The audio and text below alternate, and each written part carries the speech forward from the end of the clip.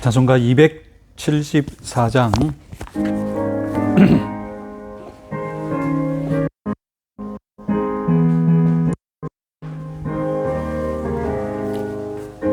행한 것 죄뿐이니 주 예수께 비옵기는 나의 몸과 나의 맘을 깨끗하게 하옵소서. 물 가지고 날 씻든지 불 가지고 태우든지 내 안과 바 다 닦으사 내 모든 죄 멸하소서. 내 어두운 눈 밝게 시니 참 기쁘고 고마우나 그보다 더 원하오니 정결한 마음 주옵소서. 물 가지고 날 씻든지 불 가지고 태우든지 내 안과 밖 다 닦으사 내 모든 죄 멸하소서. 정결한 마음 그 속에서 신령한 빛이 오니 이러한 마 나 얻으며 눈까지도 밝으리라. 물 가지고 날 씻든지 불 가지고 태우든지 내 안과 밖 다 닦으사 내 모든 죄 멸하소서. 못된 행실 다 고치고 악한 생각 다 버려도 주 앞에서 정결타고 자랑치는 못하리라. 물 가지고 날 씻든지 불 가지고 태우든지 내 안과 밖 다 닦으사 내 모든 죄 멸하소서. 278장입니다.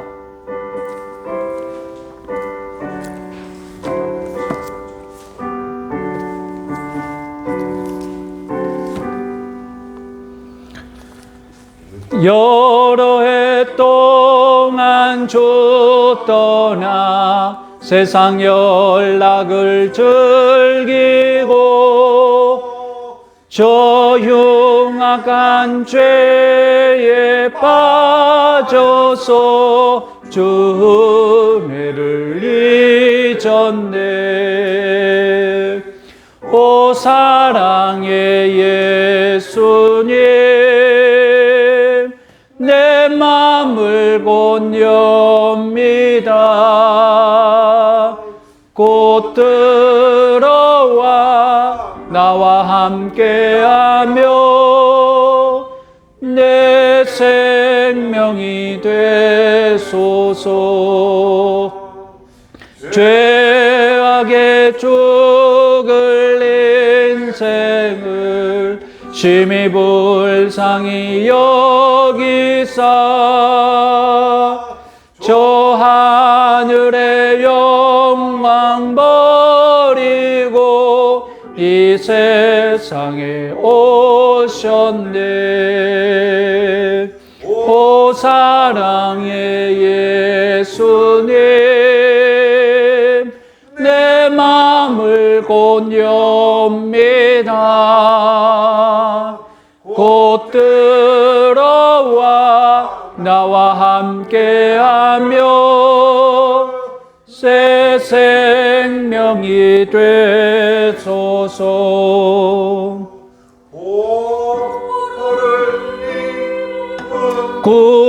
구주는 가시멸류관 쓰시고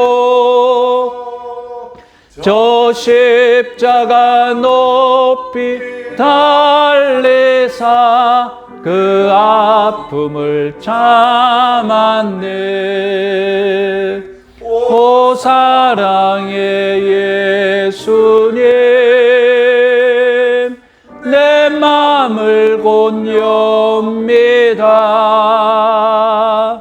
곧 들어와 나와 함께 내 생명이 되소서. 미련한 우리 인생은 주의 공로를 모르고 그 쓸쓸한 사막 가운데 늘 헤매고 다녔네. 오 사랑의 예수님, 내 맘을 곧 엽니다. 곧 들어와 나와 함께하며 내 생명이 되소서. 아멘.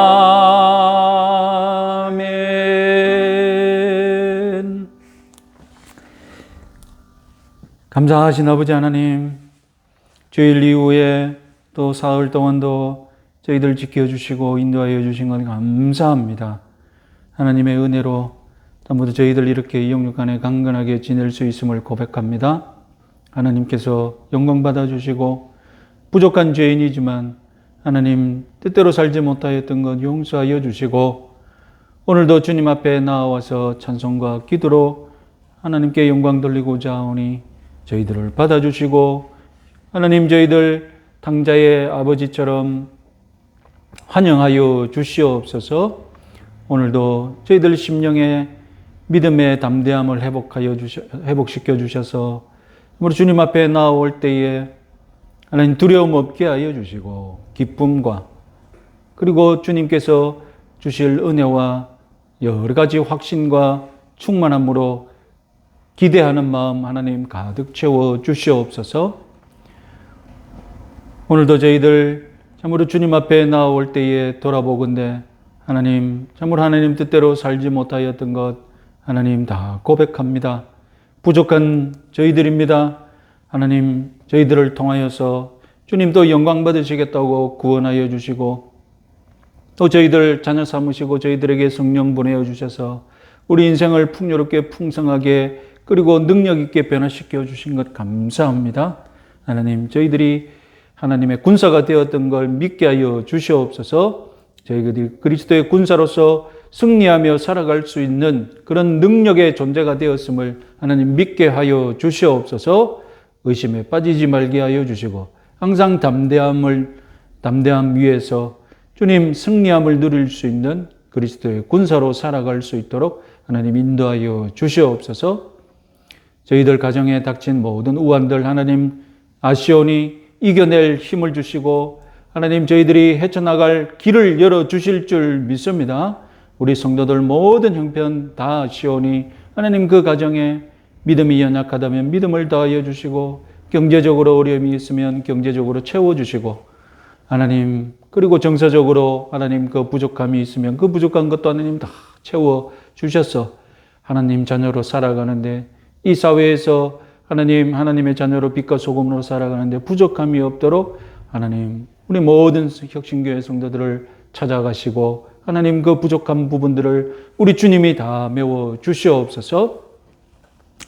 임미숙 성도님의 아버님 하나님께서 은혜를 내리셔서 연로하시지만 하나님 속히 회복될 수 있는 은혜를 베풀어 주시옵소서.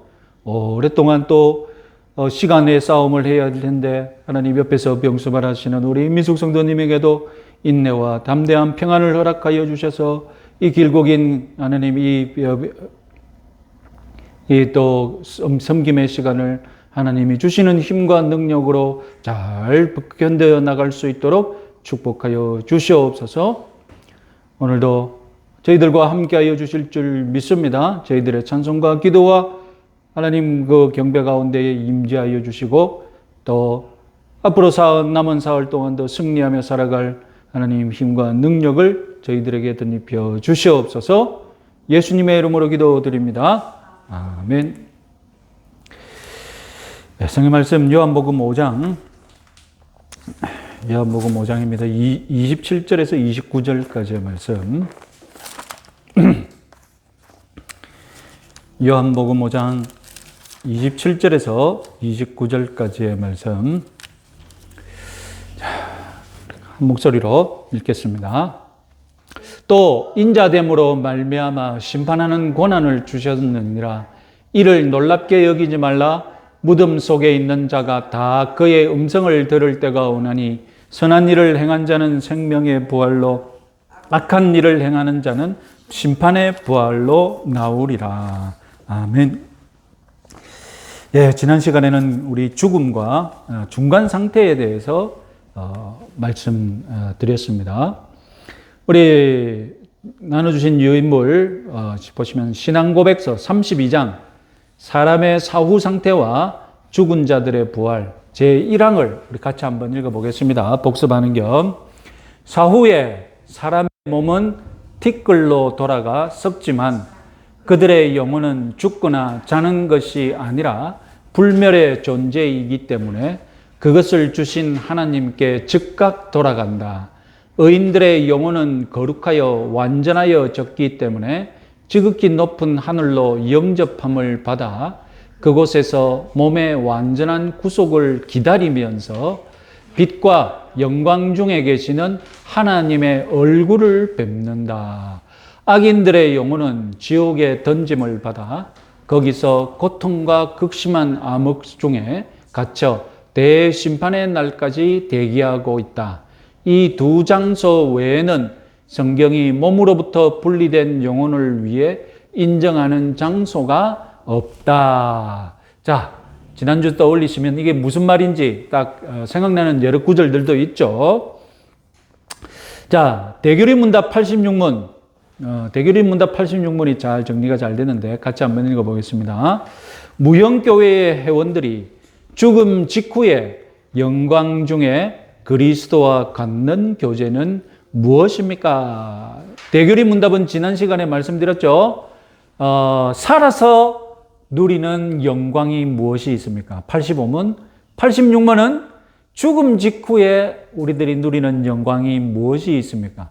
다음 87문으로 가면 우리가 부활 때에 입는 영광은 무엇입니까? 이렇게 대교리 문답은 영광을 입는 것을 질문합니다.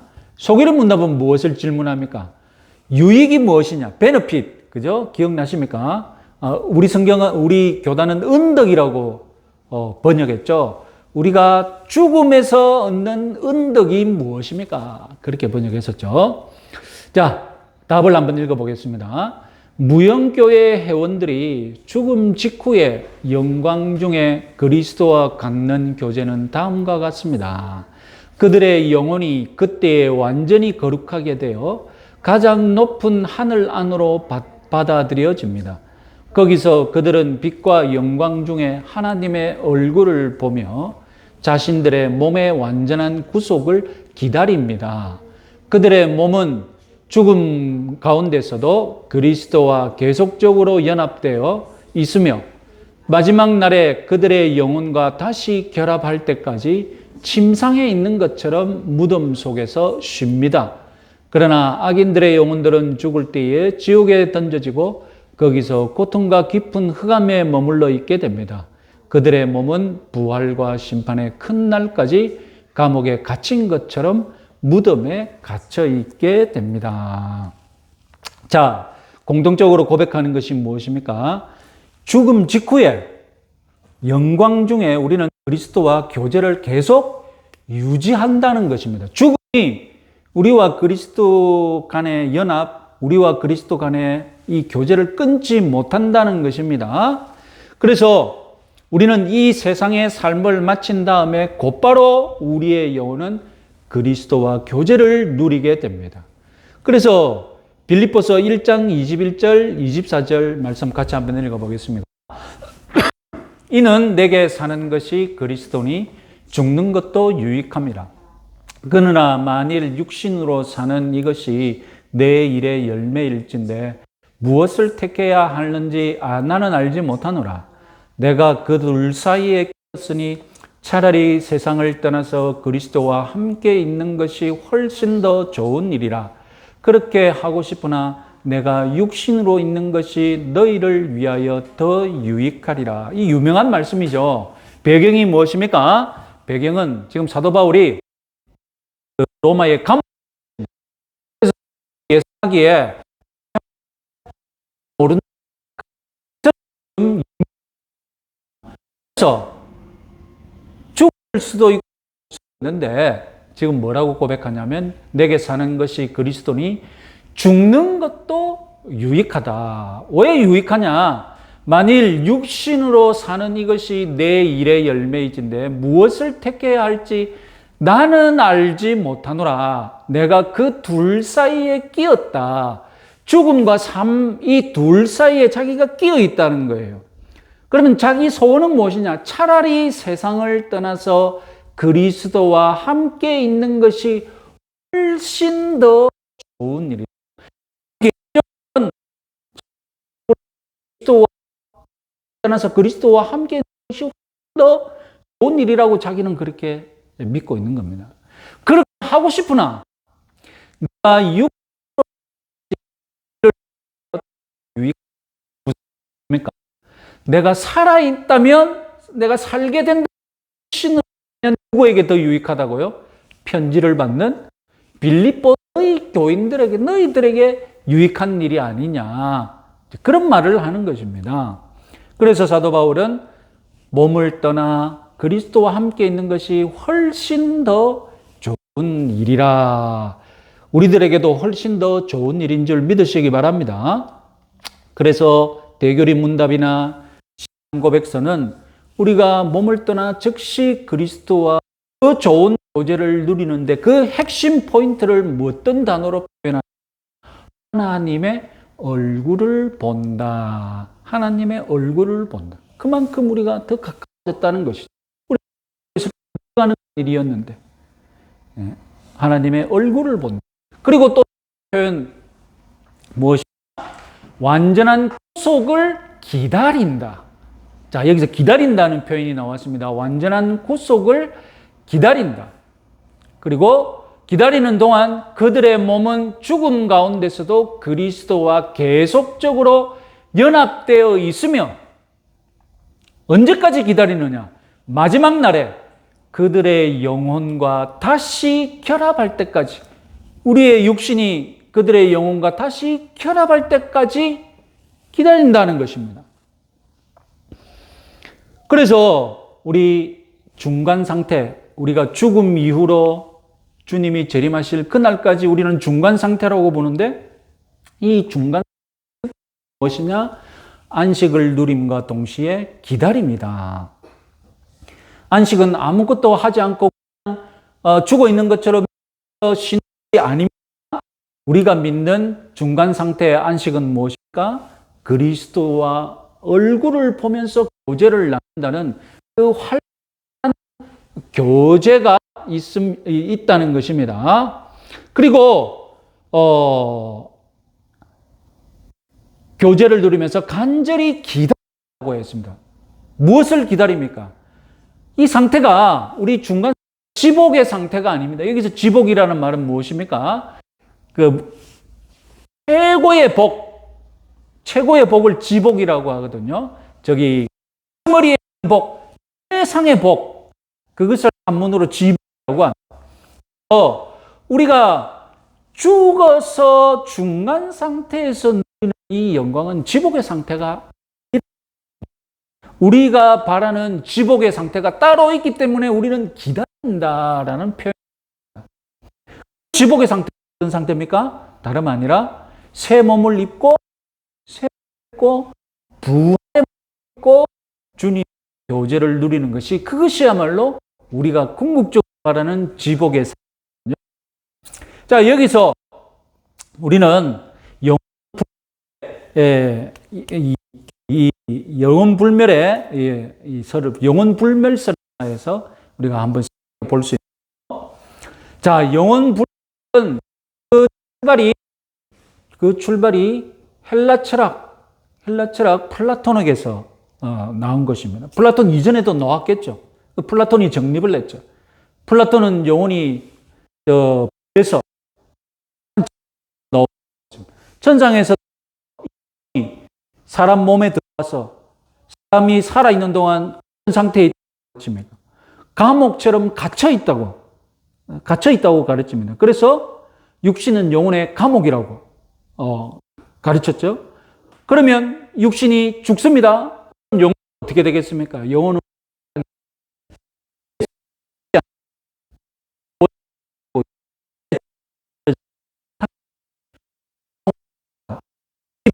능력으로 한다고 가르쳤습니다.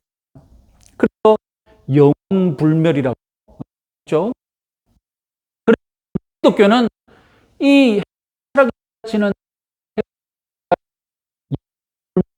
과 똑같으냐 차이가 있느냐?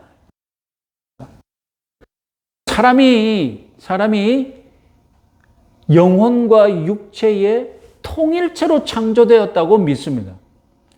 그리고 죽음은 이 영혼과 육신을 구별시키는 것이라고 했습니다.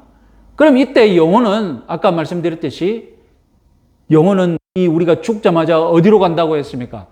주님과 교제 나누기 위해서 주님 품으로 올라갑니다. 그럼 이것이 아까 말씀드렸죠. 우리는 지복의 상태가 아니라고요. 우리가 추구하는 목적지가 아니라고요. 이것은 기다리는 상태입니다.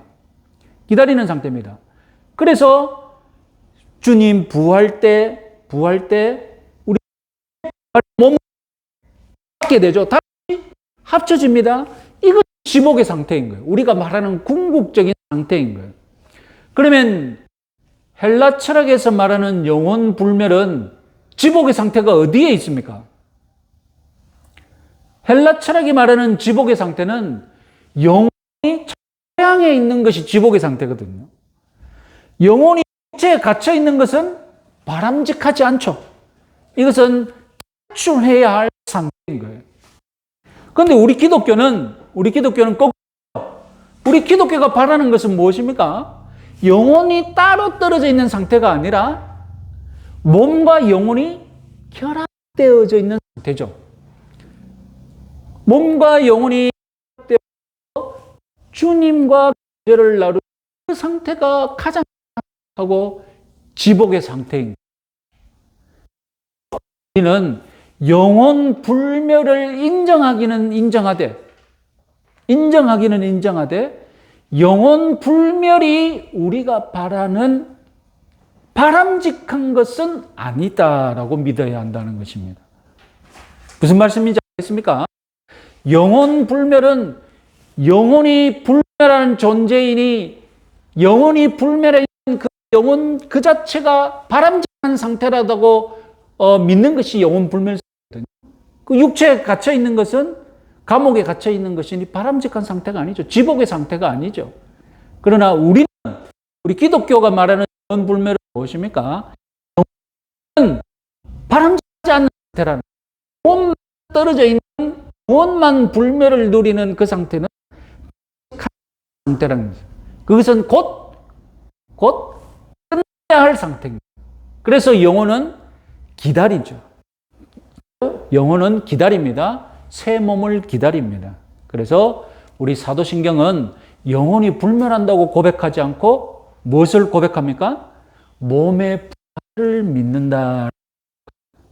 그래서 우리 기독교는 영혼 불멸을 내세우는 종교가 아니라 몸의 부활을 믿고 누릴 수 있다고 몸의 부활을 자랑하는 종교인 줄 확실히 바랍니다. 그런데 이제 부활에 관하여서 한번 보겠습니다.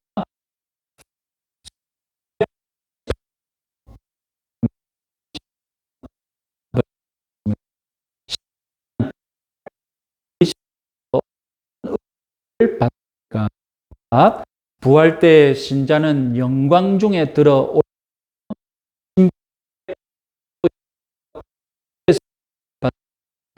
영원토록 이 즐거워함으로 완전한 복을 누리게 됩니다. 자, 이제 어른들에게 부활에 관하여서 같이 한번 읽어보겠습니다.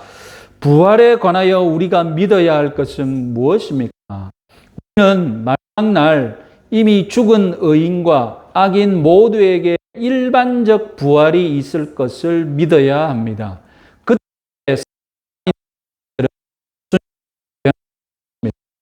그리고 무덤에 있는 그 몸이 그때 그 영혼이 다시 하여 그리스도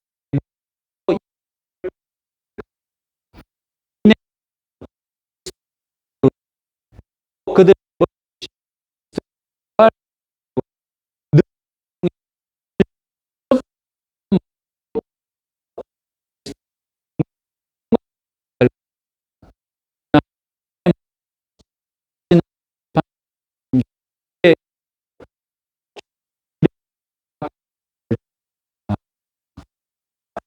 우리의 영혼은 이미 사망으로부터 해방되어 주님 기다리고 있습니다. 교제를 누리며 기다리고 있는 상태. 되고 있었죠. 몸은 썩어서 우리들이 처음 몸 썩어서 없어지고 있고 이제 영혼 부활 종교. 부활은 이미 사도 바울 시대 때부터 헬라인들에게 조롱을 받았죠. 우리 사도행전 17장 32절 말씀 같이 한번 읽어보겠습니다. 그들이 죽은 자들의 부활을 듣고 어떤 사람은 조롱도 하고 어떤 사람은 이 일에 대하여 내 말을 다시 듣겠다 하니, 조롱하는 사람 당연하죠. 상식적으로 육체가 죽으면 부패하지 어찌 그 육체가 다시 살아난다는가? 믿을 수 없는 일이죠. 가장 믿을 수 없는 일이죠. 그래서 육체의 부활이야말로 헬라인들마저 비웃은 그런 이론이 되겠습니다. 자, 마가복음 19장 25절 26절 같이 한번 읽어보겠습니다. 제자들이 듣고 몹시 놀라 이르되 그렇다면 누가 구원을 얻을 수 있으리까? 예수께서 그들을 보시며 이르시되 사람으로는 할 수 없으나 하나님으로서는 다 할 수 있느니라. 자, 이 문맥은 어떤 문맥이냐면 그 앞에 부자 청년 관리가 주님께 한번 잘 살아보겠다고 다짐하는데 예수님이 오히려 너는 안 된다고. 그래서 더 할 수 없다고 하니까 근심하며 돌아가 버렸죠. 부자 청년 관리가. 그때를 보고 예수님이 이 낙타가 바늘기로 들어가는 것보다 더 부자가 구원받기가 어렵다. 그 말씀을 하셨습니다. 그러니까 제자들이 듣고 몹시 놀라 이르되 그렇다면 누가 구원을 얻을 수 있으리까? 사람으로서 할 수 없으나 하나님은 할 수 있다. 이 말씀을 우리는 부활에 관하여서도 그대로 적용할 수 있다는 것입니다. 그죠? 제자들이 몹시 듣고 놀라 이르되 그렇다면 누가 부활할 수 있겠습니까? 그러면 예수님은 뭐라고 답하실까요? 사람으로는 할 수 없으나 하나님은 부활시킬 수 있느니라. 이렇게 답하시지 않겠습니까? 믿으시기 바랍니다. 자, 소교리 문답에는 없었지만 대교리 문답과 신앙 고백서에는 이런 말이 있었습니다. 한 번의 일반적인 부활이라고 있었습니다. 여러분 한번 찾아보십시오. 86문 뭐라고 되어 있습니까? 86문을 보시면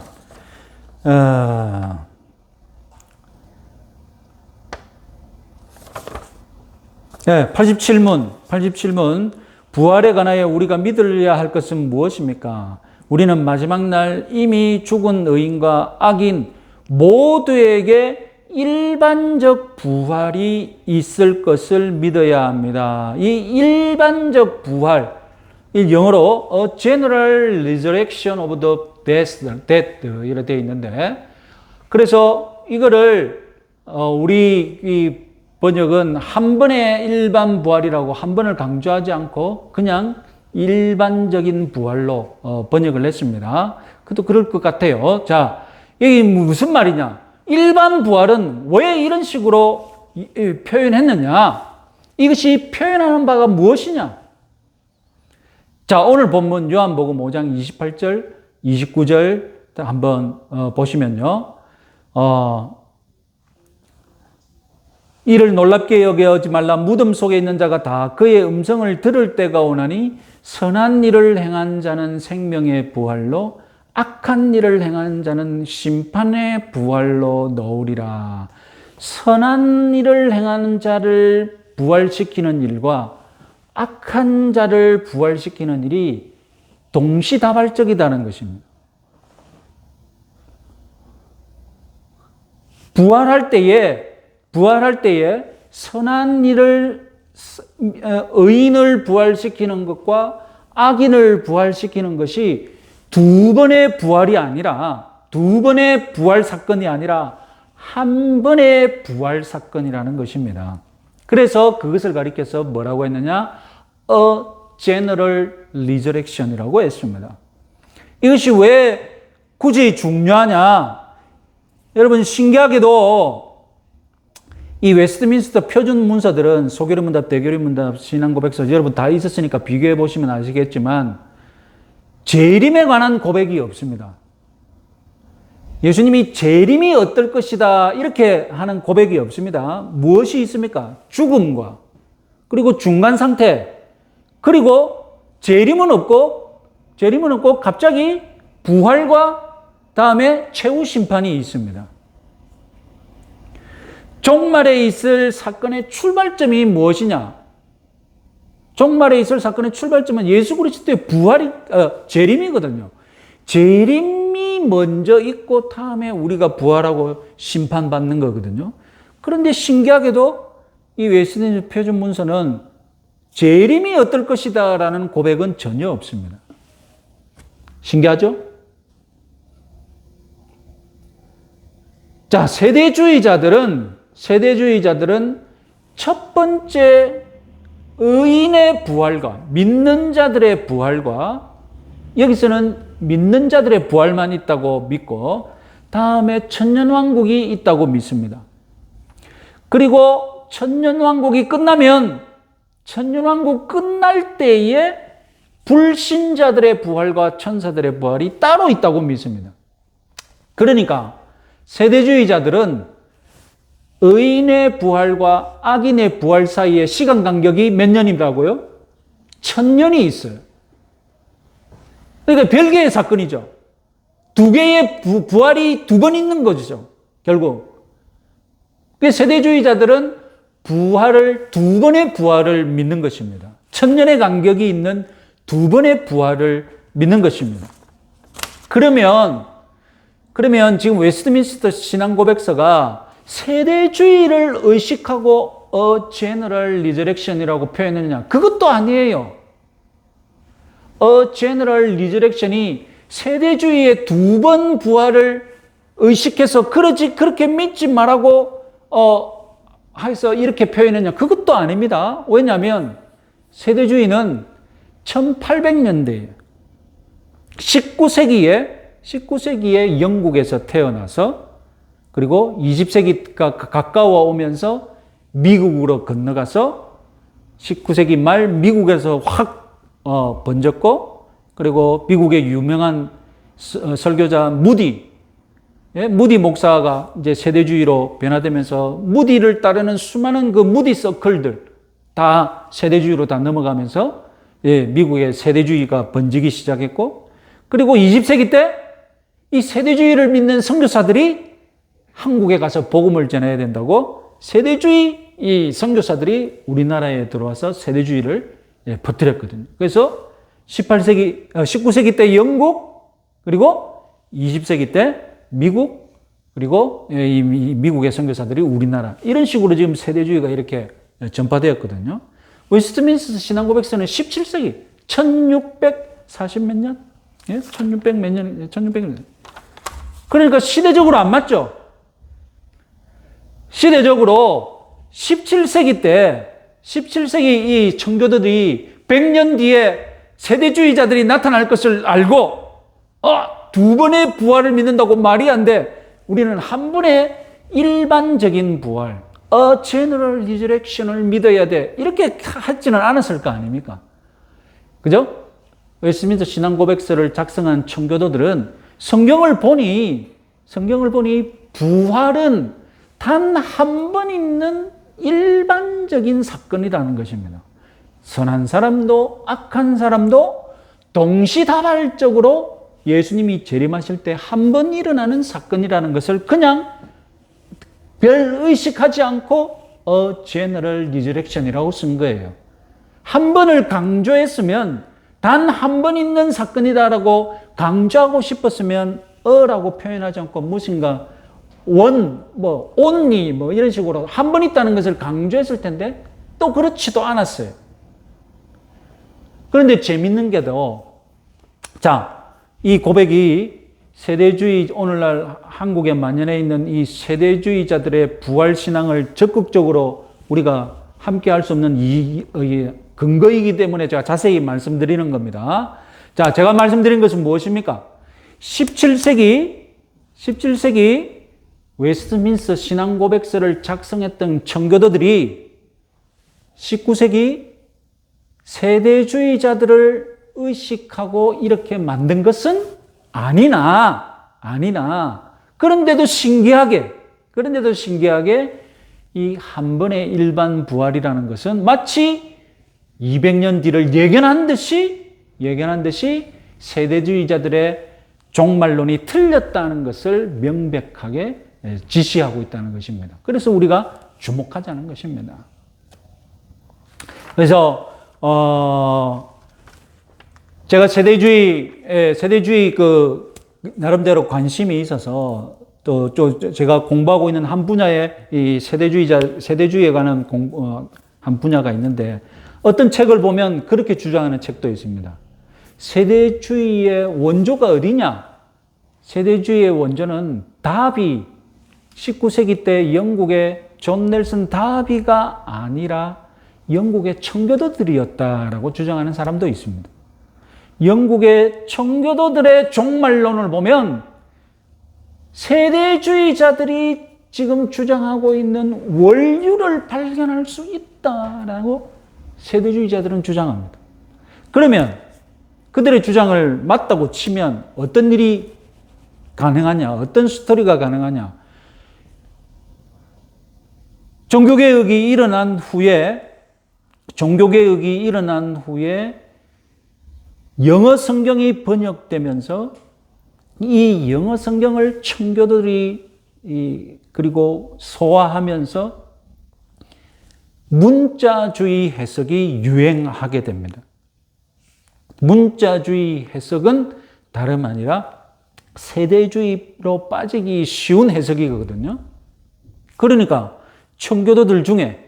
영국의 청교도들 중에 오늘날 세대주의자들이 얘기하는 종말론과 비슷한 주장을 충분히 할 수 있는 그런 청교도 목사들이 있었다는 것입니다. 그들은 세대주의와는 상관없이 자기 스스로 성경을 연구하고 종말론 신앙을 연구하다 보니 그리고 문자주의 해석을 하면 문자적인 해석을 충실하게 하다 보면 오늘날 세대주의자들이 얘기하는 종말론과 비슷한 얘기를 얼마든지 할 수 있거든요. 그러니까 이미 청교도 목사들 중에 원시 세대주의라고 할 만한 그런 신앙을 표출한 성도들이 있었다는 것입니다. 그리고 그 책으로 남겼고 그 신앙이 이제 누구에게 흘러가는 겁니까? 다름 아니라 19세기 존 넬슨 다비라는 사람에게 그대로 흘러가서 그 사람에게서 이제 오늘날 근대 세대주의가 꼽히게 되는 것이죠. 그래서 영국 청교도들 가운데서도 한 번의 일반 부활을 믿지 않는 청교도들이 있지 않았을까? 오늘날 세대주의자들이 말하는 그런 신앙을 고백하는 자들이 있지 않았을까? 저는 가능하다고 봅니다. 그리고 결정적으로 아까 제가 시작할 때 말씀드렸죠. 웨스트민스터 신앙고백서 종말론의 특징이 뭐라고요? 뭐가 없다고요? 뭐가 없습니까? 재림과 천년왕국에 대한 고백이 없어요. 신기하죠?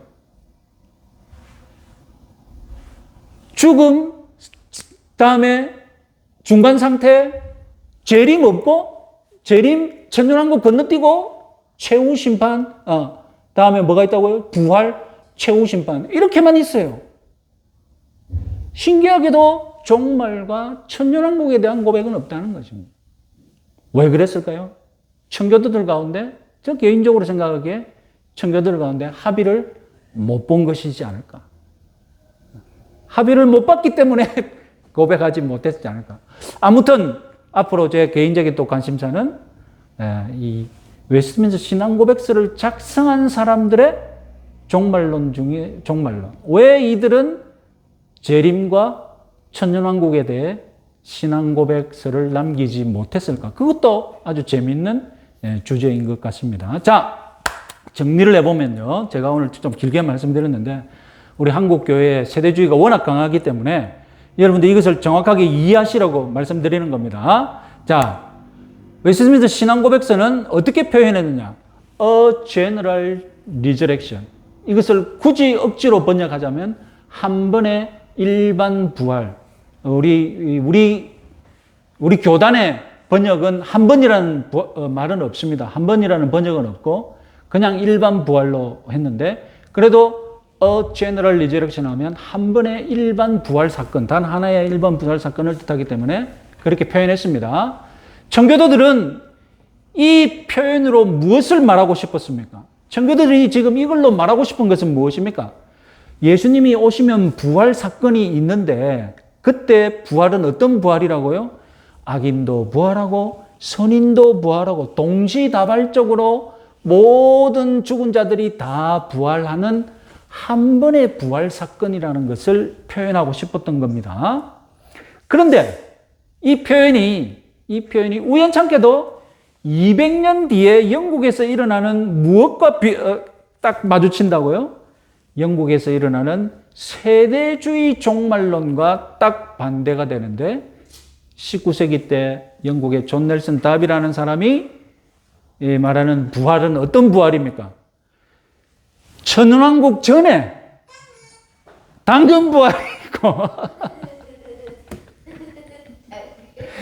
천년왕국 전에 의인들의 부활이 먼저 있고 다음에 천년왕국이 있다가 천년왕국 끝에 무슨 부활이 있다고요?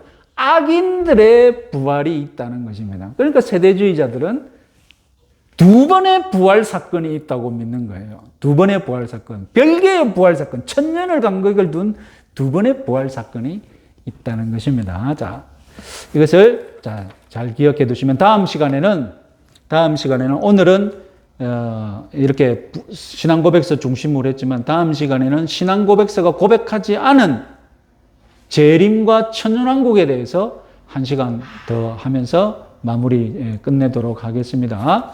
자, 부활체에 대해서 한번 다시 한번 더 웨스트민스터 신앙고백서 32장 2항 부활체, 부활의 몸에 관하여서 우리가 한번 또 주목해 보겠습니다. 같이 한번 읽어보겠습니다. 세상 끝날에도 여전히 살아있는 자들은 죽지 않고 변화된다.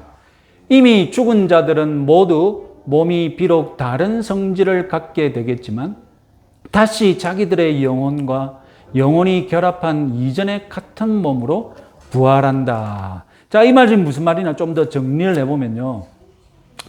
부활의 몸, 부활체를 보시면 유일한 선례가 있는데 어디에 있습니까? 부활체, 부활의 몸, 유일한 선례가 있죠. 다름 아니라 예수님이시죠. 예수님이 부활하신 이후에 부활의 몸을 가지시고 어떻게 하셨는지 우리가 알기로 예수님은 100% 인간으로 알고 있지 않습니까? 그죠? 100% 인간의 몸을 가지고 돌아가셨는데 부활의 몸을 입었을 때는 예수님이 어떤 상태였느냐? 예수님은 벽을 통과하셨습니다. 그죠? 예수님은 벽을 통과하셨습니다. 부활의 몸이 벽을 통과할 수 있는 몸이라는 것입니다. 예수님은 부활의 몸을 입고 승천하셨습니다. 부활의 몸은 요즘 말로 공중부양할 수 있는 충분히 가능한 몸이라는 뜻이죠. 그런데 예수님의 부활 몸을 보면 못자국이 있었고 그리고 옆구리에는 창에 찔린 자국이 있었습니다. 이런 것들이 부활 몸의 특징이라는 것입니다. 그래서 부활의 몸은 죽기 전의 몸과 연속된 어떤 연속적인 부분이 있는 연속성이 있고 또 동시에 부활 전의 몸과 연속되지 않는 부활의 몸과 이전의 몸은 다른 몸이라는 불연속성 두 가지를 동시에 가지고 있다는 거예요. 그래서 연속성은 무엇이냐? 정체성에 있어서 이전의 육체와 동일하다는 것입니다. 이것은 무엇을 가리킵니까? 예수님의 몸에 있는 못자국, 창자국에 의하면 정체성에 있어서 이전의 육체와 동일하다는 것입니다. 그런데 완벽하게 동일한 것은 아닙니다. 예수님이 부활하신 이후에 어떤 일이 있었습니까? 잘 생각해 보면 완벽하게 동일하다면 이 일은 설명이 불가능해요. 제자들이 예수님이 부활하신 것을 보고도 예수님인지 못 알아봤어요.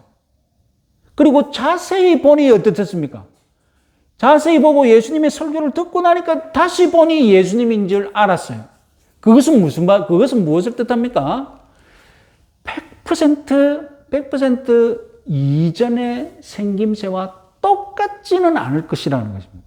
자세히 보면 이전에 그분이라는 것을 알 수 있지만 언뜻 보면 약간 달라져 있다는 거예요. 얼굴이 약간 달라져 있다는 거예요. 아마 조금 홀쭉했는데 살이 쪘다거나 그건 어떤 변화인지는 모르겠어요. 어떤 변화인지는 모르겠는데 흉졌던 얼굴이 좀 보기 좋게 변했다거나 그거 어떤 변화인지는 모르겠는데 하여튼 단번에 알아차리지 못할 만큼은 변해 있었다라는 것을 같이 기억하시기 바랍니다. 다음 불연속성. 다른 것은 무엇이냐? 질적으로 능력적으로 다르다는 것입니다. 그것을 증명하는 것이 무엇입니까? 벽을 통과한 것. 그리고 공중으로 승천하신 것. 양자역학으로 보면 이해가 가능합니다. 양자역학에서는 이 양자가 벽을 통과할 수 있다고 하거든요. 양자역학의 몸을 가지셨나? 우리 오늘날 시각으로서는 그렇게 볼 수도 있다는 것입니다. 자, 다음 소결의 문답은 부활만 언급하고 최후 심판은 언급하지 않지만 이제 대결의 문답과 신앙 고백서는 최후 심판도 고백합니다. 자, 이건 다음 시간에 같이 한번 해봅시다. 시간 많이 지났는데. 자, 오늘 부활의 몸에 대해서 생각해 보았고요. 그리고 그 부활은 단 한 번 있는 일반적인 사건이다. 이것이 의미하는 바.